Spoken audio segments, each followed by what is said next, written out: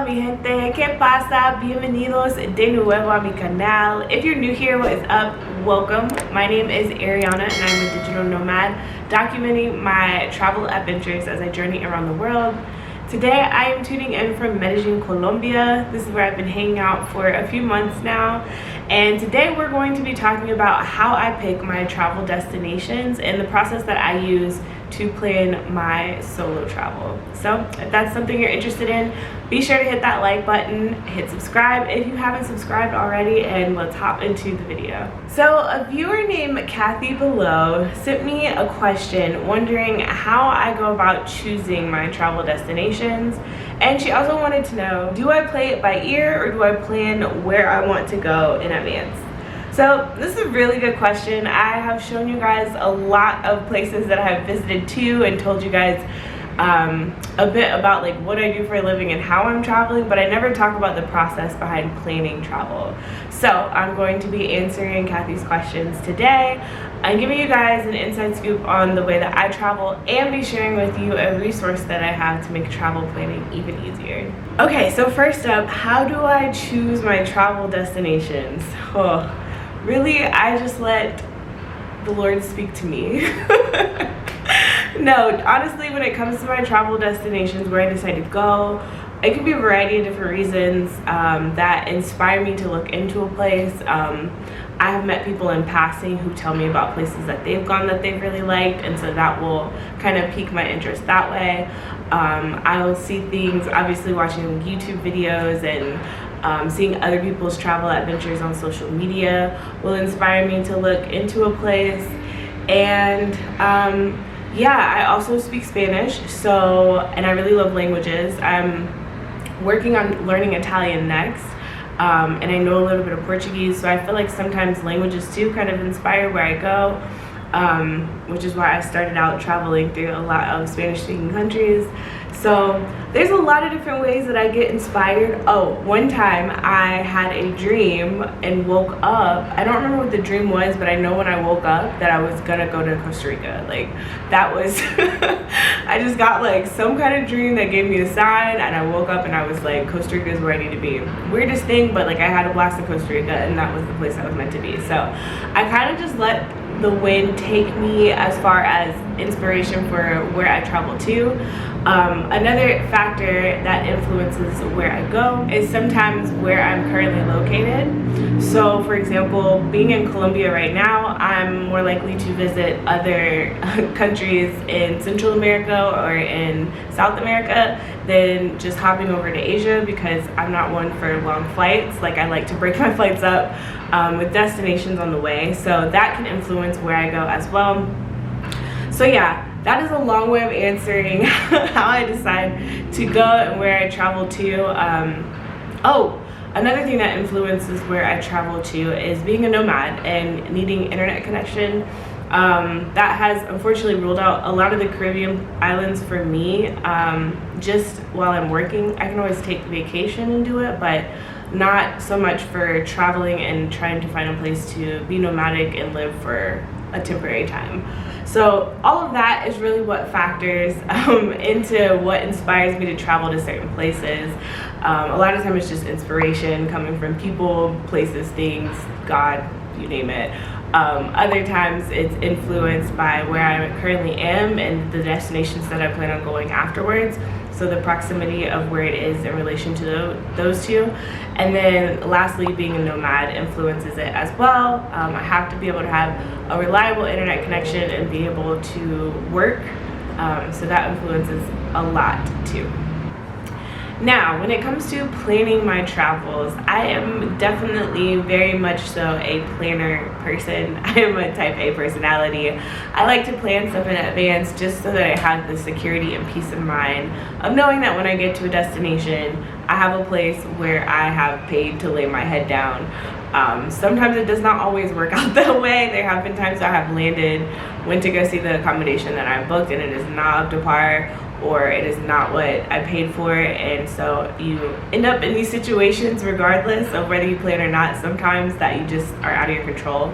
But for the most part, if I can plan ahead, I like to, and also too with being a digital nomad, working for a company and having specific obligations and certain time schedules that I have to make, I definitely like to plan my travels. So with that being said, my process for traveling is a little bit like this.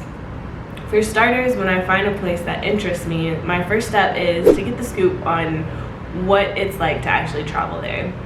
Now, depending on other people's experience, good or bad, that they've had in a place, it doesn't necessarily deter me from wanting to visit or not wanting to visit, but it is good to know ahead of time what other people have experienced while going there, especially solo and as a female and as a Black traveler. It's just good to have a heads up, so when you're going, you can kind of have your mindset and your expectations set, so that you can still have a good trip when you go. So I like to use YouTube for this, to watch people's travel vlogs and to see other people's experience. I'll also search through Facebook groups to see what tips people have in regards to things I should know before going there, and of course things that are particularly useful for solo travelers. I'll also sometimes reach out to someone that I know who lives there or who has visited before.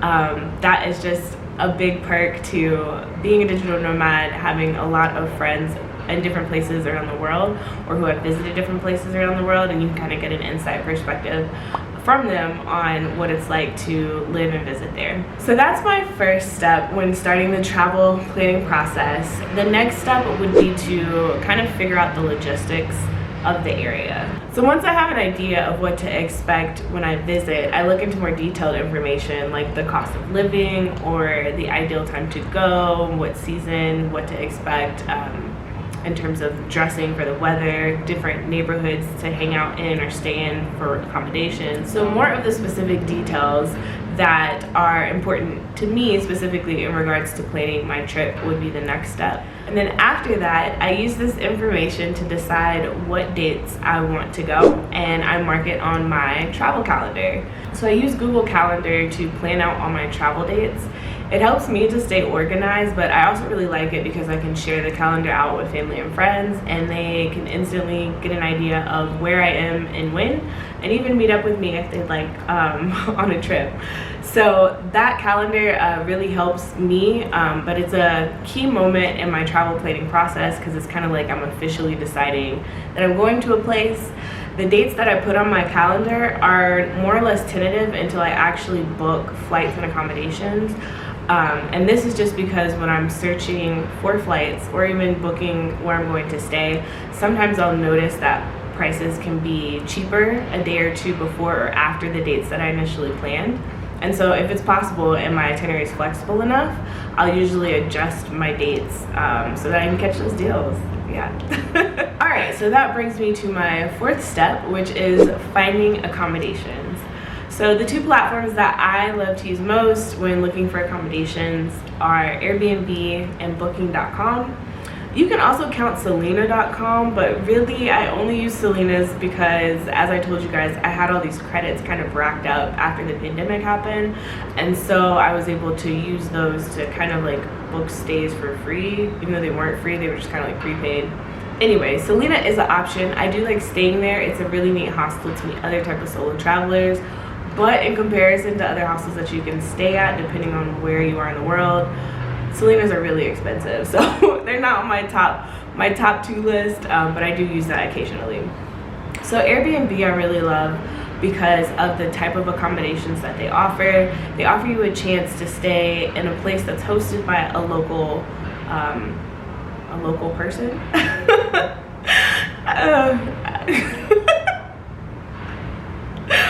I really like, get it together. I really like the type of accommodations that Airbnb offers. They offer you the chance to stay in a place that's hosted by a local.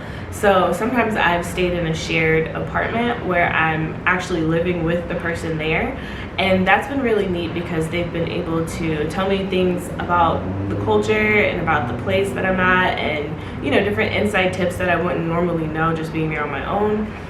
So that's really neat to kind of like have a tour guide with your living accommodations. And then there's other times that I've booked just a single apartment or place to myself, but the host was still really helpful with sharing with me things to know about the area and helping me out from a tourist perspective. So that's why I really like Airbnb, especially for solo travelers. I also mentioned using booking.com, and I really like booking.com more so for the cost benefits. So booking.com has this really cool feature where some of the accommodations that they offer, you're able to book them in advance without paying anything. So you can book the accommodation, you have up to a certain date to cancel, and then sometimes you don't even have to pay before you actually get there, you pay when you arrive, which I really like because it helps me kind of stagger how much I'm paying for at one time. Really, really helpful on the budget. So that's what I like to use booking.com for. I also like to compare prices. There have been times where I'll look at booking.com and see an option and then look on Airbnb and see that same option. Usually when that happens, booking.com might be more expensive, but it gives me the flexibility of not having to pay anything that day if I book it, versus Airbnb will be cheaper, but I have to pay all of it up at once. So it's really neat to use those two platforms. I always do check both and suggest if you like using those to check those too. But there's a tons of different travel search engines that are out there that you can use. I'm actually really curious to know, what are you all's favorite travel search engines to use to book accommodations or even flights? Let me know down in the comment section below. Once I've found an accommodation that I really like, I try not to book anything the same day that I've seen it. I've done this before, and every time I've done it, I find myself regretting the one that I booked. I think I just get excited and in the moment. And there's so many options out there when you start looking, especially if you're looking way in advance. So what I like to do is just start a favorites list, and as I see stuff, start favoriting it. And this is just at a glance, like looking at the pictures, a quick review of the ratings, and then I'll put it in a favorites list for later. I'll do this over the span of, I don't know, a couple days, a couple weeks, depending on how far in advance I'm planning things. And then eventually I'll sit down, go through my favorites list, and kind of rank after looking in detail at the ratings and the pictures and the amenities that are offered and where it's located. I'll rank which accommodation I like absolute most and absolute least. And from there, I pick the favorite and go ahead and try to book it.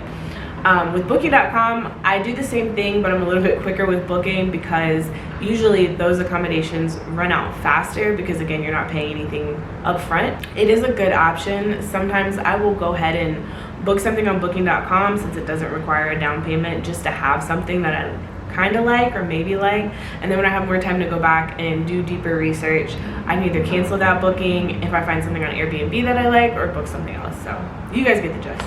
So for flights, I pretty much do the same thing. Once I have dates set, I'll go into Google Flights and I will search up the destination, search up the ticket that I need for the dates, and I'll go ahead and turn on flight alerts. I don't actually book anything that day because, again, I want to kind of test and fill out what the prices are going to be doing and all that jazz.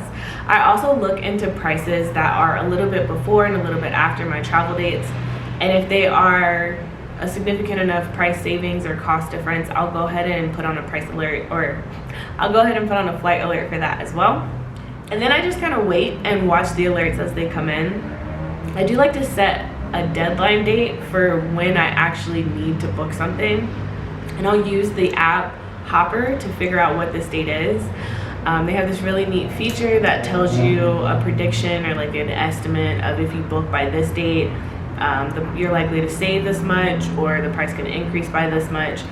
So it kind of gives you like that cutoff deadline, and I use maybe like a week or two before that as like my cutoff deadline of when I actually need to pull the trigger and book a ticket. Another thing to keep in mind, especially if you are planning on traveling to multiple destinations during your solo trip, is to think about ways to get around outside of just taking flights. This is especially for Europe. I feel like there are so many times where my first instinct was to get a flight, and then I thought about the train or another way to get there. So I've taken a bus from Spain to Portugal, and that was a much more affordable, and even it saved time because it's less time, going through the process of checking in at the airport and doing all that jazz. So it was definitely a more time and cost effective option to take a bus. And then in other places in Europe, you can take the train, and I've heard it's a lot more comfortable and can be more affordable and more time effective as well. So if you are adding multiple destinations on your journey, just be sure to think and do your research outside of just looking for flights, because you may find that there is a more comfortable or affordable way to get to your destination. Okay, so the next step in my solo travel planning process is to put all the things that I've seen to do, to go, to eat, put all the destinations that I want to hit on my trip into a Google Maps list. I love to be able to see everything that I want to do on the map, and so putting it in a list kind of gives you that ability to be able to see it on a map, and you can also put your accommodations there too and be able to see where you're living in regards to everything else, so you get an idea of like how centric you are to everything. I also like saving places to a Google Maps list because it gives you the ability to add a note to each place. So I go in and add a little note of things that I hear while I'm researching. Like if a place is really good for nightlife on a particular night, or if there's a really good restaurant that's recommended by locals, I like to note that in my places that I add on my Google Maps list. So as I'm on my trip and I'm looking for things to do or places to go, I can easily at a glance see, you know, which spots should be top of mind in my travel plan. So the last step in my travel planning process is to put together a trip itinerary. By making a trip itinerary and picking out what I want to do on each day, I'm able to ensure that I'll have enough time to do everything that I want to do while I'm at the destination. So for example, if I plan on doing a day trip excursion, I'm going to make sure I don't plan anything else for the rest of that day, just so if I come back really exhausted or get back later than expected, I'm not obligated or tying myself to wanting to do something else that day. And on the other hand, if I come back from the day trip and it's like I still have energy and I want to go out and do stuff, I have my whole Google Maps list where I can kind of search through different things to do or different restaurants to try out and things like that. So I like to make sure that I have an itinerary that's realistic but also flexible, so I can adjust and do things on the fly, like we know travel very much can be. Having an itinerary ahead of time also really helps with being able to book tickets in advance, which in some circumstances it's really necessary if you want to be able to do it. Sometimes certain places are closed on certain days and sometimes things get sold out, so at times it is good to book in advance, especially if you're going somewhere and it's a top bucket list activity that you really want to do and you're only there for a certain amount of time. You want to make sure that you get it in, and by having a travel itinerary, you can definitely make sure that that happens. And that is it. That is pretty much my travel planning process. From there, it's just a matter of booking the actual flight, solidifying the accommodations, and going. Once you have your travel itinerary, it pretty much is downhill from there, and all the travel planning is made easier. This is why I started creating travel guides, and you can find them at shopthewanderbox.com. If you don't like doing all the travel planning and all the research that comes with it, this will save your life when it comes to solo travel planning, because I've done all the work for you. All the destinations in the Wanderbox are places that I have traveled to personally, so I can give you that inside scoop that you need to know more about what it's like to visit there and what you can expect from traveling to a destination. I also have travel tips on accommodations and places to stay, and just general things to know before visiting the country. In addition to a 7-day travel itinerary with activities curated to fit your travel style, every travel guide also comes with a Google Maps list. So you'll already have all those destinations picked out and saved, along with notes and on recommendations and different things and places to visit and see while you're there. That is the handy dandy resource that you can use to make travel planning easier. Travel guides at the Wanderbox will definitely do that for you. There's a variety of different destinations and, like I said, different travel styles that you can pick out. And once you download that guide, all you'll need to do is book your flight and go on your solo trip. I hope you guys found this video helpful. Please let me know in the comments down below what type of travel search engines that you like to use when you're traveling, and what other steps that you might take when you're doing solo travel planning on your own. Thank you so much for watching all the way to the end. Be sure to like and subscribe if you haven't already, and I will catch you guys in the next video. Ciao! I like looking through different Facebook groups to see if any people I look into more detailed information like the cost of living.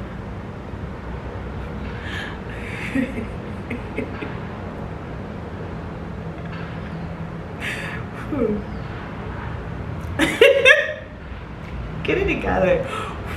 Coffee is waking me up. Yeah. I do like to sit. Oh my goodness. Okay, so the last step in my travel planning process. Wow, I knew that was gonna happen right when I said it. Excuse me.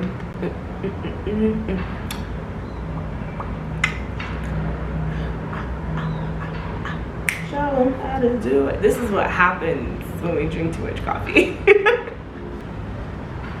I don't know if I drank too much and drank a cup. Is a cup too much? Cheers. It's really a beautiful day, y'all.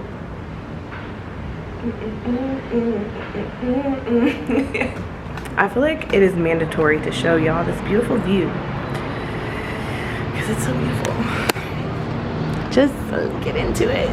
I can't get enough. It is such a beautiful, sunshiny Saturday. Are y'all? This is gonna be my closeout for every video moving forward.